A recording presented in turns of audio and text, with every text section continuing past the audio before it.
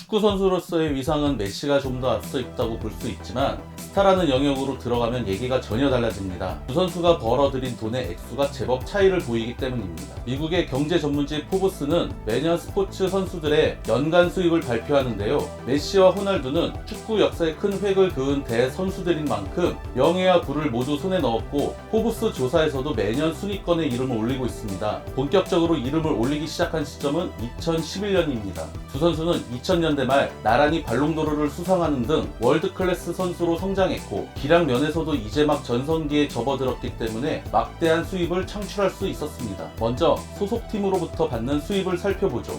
유럽 축구는 지금도 주급 체제를 유지하고 있으며 여기에 출전 수당, 득점별 보너스 등이 추가적으로 붙는 구조입니다. 호날두와 메시는 주급에서도 다른 선수들과 차원이 다른 대접을 받았습니다. 호날두의 경우 레알 마드리드를 떠나기 직전 약 5억 4천만 원의 주급을 받았는데 더욱 놀라운 점은 이 액수가 세후 주급이었다는 점입니다. 즉 소속팀 레알 마드리드가 선수의 세금을 대신 내주었다는 뜻인데 이로 인해 호날두는 매주 5억 원이 넘는 돈이 통장에 찍혔습니다. 우리와 같은 일반인들은 상상조차 할 수 없는 규모의 수입이죠. 소속팀 지급액을 따지면 메시가 한 수 위입니다. 메시는 바르셀로나에서의 마지막 시즌 9,600만 유로, 즉 1,300억 원의 연봉을 지급받았습니다. 다만 이 금액은 보너스 등이 합산된 것이며 순수 연봉은 약 847억 원, 주급으로는 16억 원에 달하는 어마어마한 금액입니다.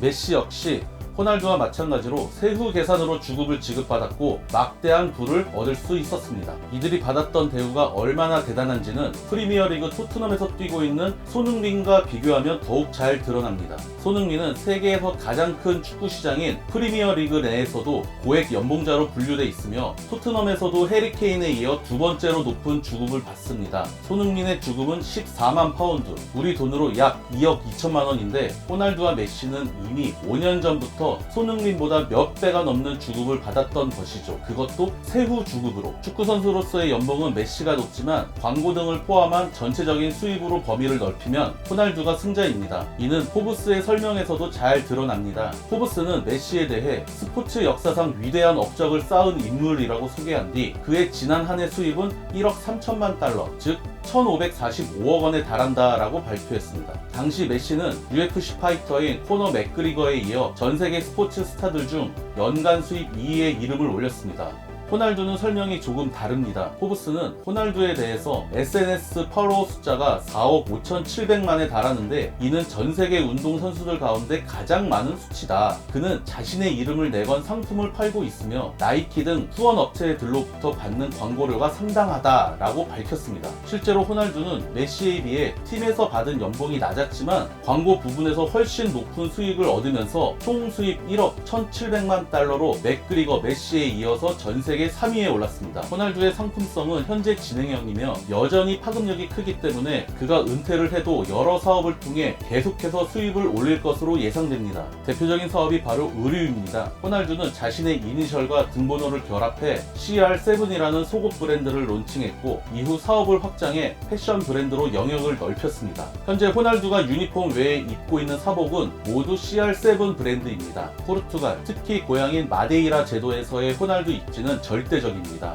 포르투갈 정부는 축구대표팀이 유로 2016에서 우승을 차지하자 호날두의 업적을 기리기 위해 그의 고향인 포르투갈 마데이라에 위치한 산타 카타리나 국제공항의 이름을 크리스티아노 호날두 국제공항으로 바꿨습니다. 유럽에서도 소문난 관광지이기도 한 마데이라는 그야말로 호날두 천국입니다. 일단 크리스티아노 호날두 국제공항을 통해서만 들어갈 수 있고 섬 곳곳에는 호날두 박물관 그리고 경관이 가장 뛰어난 언덕에는 호날두 동상이 있을 정도죠. 호날두 역시 자신이 벌어들인 돈을 고향에 아낌없이 투자하고 있습니다. 마데이라에는 호날두가 사업을 벌이고 있는 CR7 호텔이 있고 유소년 축구 시설들도 개인 돈을 들여 모두 최신식으로 교체하기에 이르렀습니다. 그의 위상과 영향력이 고국인 포르투갈에서 얼마나 대단한지 알 수 있는 부분이죠. 그렇다고 메시가 아주 뒤처지는 것도 아닙니다. 메시는 2021년 아르헨티나 대표팀 소속으로 첫 우승을 차지했던 코파 아메리카 대회 후 트로피 인증샷을 SNS에 올렸는데 이 게시물의 좋아요는 무려 2천만 회에 달했습니다. 스포츠 선수 게시물 중 역대 최다 좋아요였죠. 공교롭게도 종전 최다 좋아요는 디에고 마라도나의 사망을 애도했던 호날두의 게시물이었습니다.